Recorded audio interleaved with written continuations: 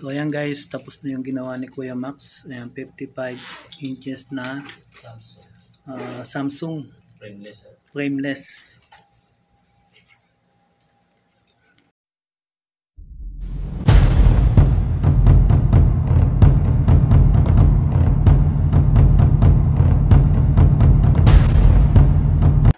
So ayan guys, for today's vlog, ayan, gusto ko lang pong i-share sa inyo itong pinapagawa naming LED na 55 inches Samsung frameless. Ayan, kung makikita nyo po, yan po yung TV na ginagawa ni Kuya Max na meron pong FB page na LED Repair Home Service. Ayan, sa mga gusto pong magpagawa, ayan, makikita nyo po yung kanyang FB page. Nandiyan na rin po yung kanyang contact number para sakaling gusto niyo pong magpagawa sa kanya. Salukuyan lang po siyang nag-umpisa sa kanyang pagbablog or pagpo-post ng kanyang mga ginagawa sa FB page. So dahil bago lang, kaya nasa 300 plus lang yung kanyang mga followers. So sa mga makakapanood po nitong aking video, ayan, paki-follow na rin po yung kanyang FB page. Ayan. At para pa-like na rin po. Then share na rin po tong video para makatulong din po sa iba. So ayan guys, ang issue nga pala ng TV na to is backlight. Yung kalahati ng screen is black. Tapos yung kalahati, yun, yung may naninag kang tao. Ayan, unti-unti tinatanggal ni Kuya Max yung mga nakapatong-patong dyan na una yung screen, tapos itong mga parang papel na kulay puti. 4 na layer yata yan kung di ako nagkakamali. Yan, hanggang sa lumitaw yung pinaka mainboard or board ng TV at saka yung backlight na siyang papalitan ni Kuya Max.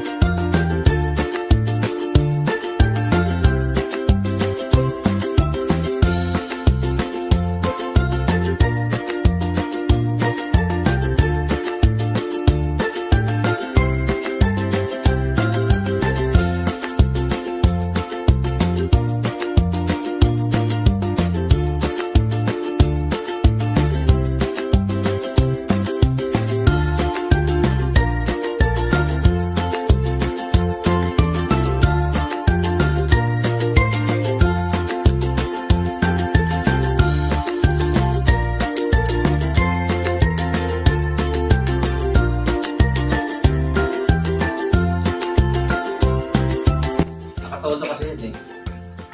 100%. Yan ang sunog.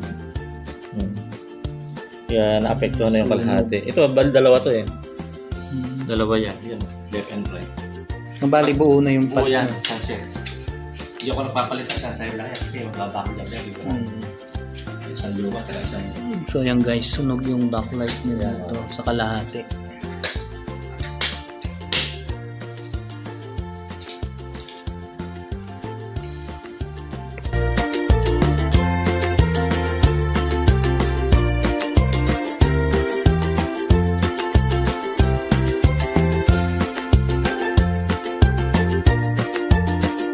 Ayan guys, ayan, gagamit si Kuya Max ng butane, ayan, para painitin yung metal na yan.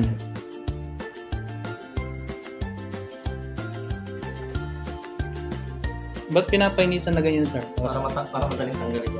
Kasi nakatigit yan. Pag di mo ininitan yan, napakahirap kung batbat. Saka matrabaho. Dito kasi sumasama na yung ano niya, yung pandigit. Yung maiwan mo niya konti.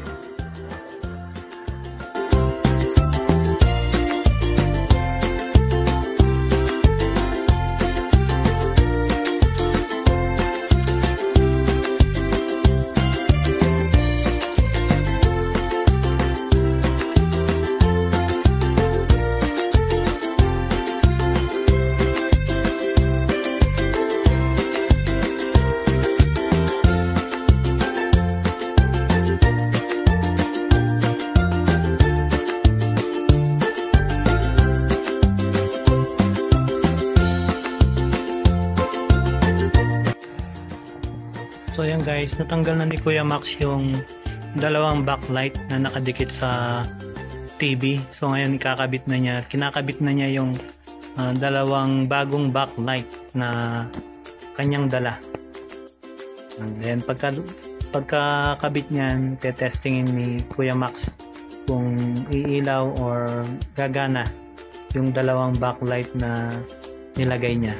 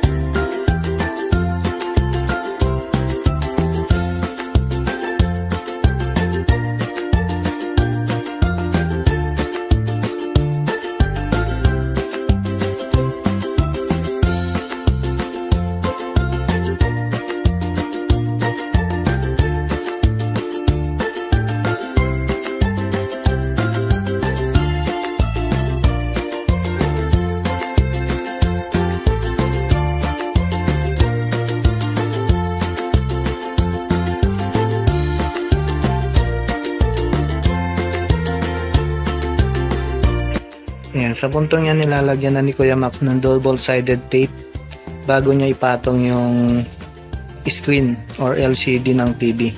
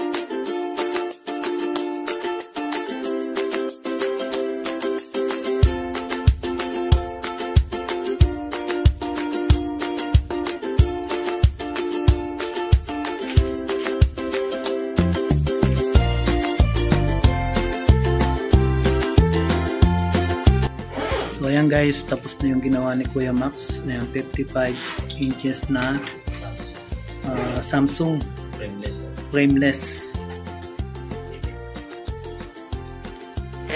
Ayan, sa mga gusto magpagawa, ayan si Kuya Max.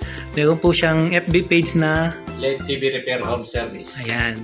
Ayan, sa mga gusto pong magpagawa ng TV, Ayan po yung FB page ni Kuya Max. Nandyan na po yung kanyang mga contact number. Ayan, lalagay ko na rin po sa description box yung kanyang FB page at the same time yung kanyang mga contact number. Ayan, maraming salamat po.